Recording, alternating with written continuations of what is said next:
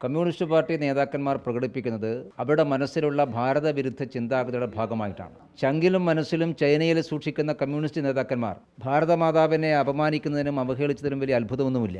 അത് കമ്മ്യൂണിസ്റ്റ് പാർട്ടിയുടെ ആരംഭം മുതൽ ഉണ്ടായിട്ടുള്ളതാണ്. അവർക്കൊരിക്കലും ഭാരതത്തെ ഒരു രാഷ്ട്രമായിട്ടോ മാതാവെന്ന സങ്കല്പത്തിൽ പോലും വിശ്വസിക്കാൻ അവർക്ക് സാധിക്കില്ല.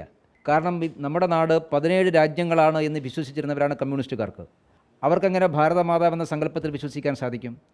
അതുകൊണ്ട് കമ്മ്യൂണിസ്റ്റ് പാർട്ടിയുടെ മനസ്സിലെ സ്ഥായിയായിട്ടുള്ള ഭാരതവിരുദ്ധ വികാരമാണ് ഇന്നിപ്പോൾ കേരളത്തിലെ ചില മന്ത്രിമാരും CPM നേതൃത്വവും പ്രകടിപ്പിക്കുന്നത്.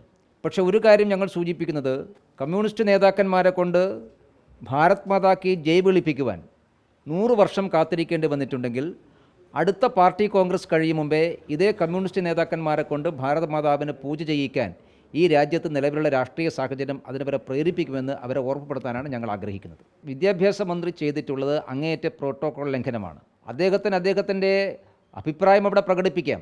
അദ്ദേഹത്തോട് ഭാരത മാതാവിൻ്റെ ചിത്രത്തിന് മുമ്പിൽ പുഷ്പാർച്ചന നടത്തണമെന്ന് ആരും പറഞ്ഞിട്ടില്ല, ആരും നിർബന്ധിച്ചിട്ടില്ല. അത് അദ്ദേഹത്തിന് സാധിക്കുന്നില്ലെങ്കിൽ അദ്ദേഹം മാറി നിന്നാൽ മതി.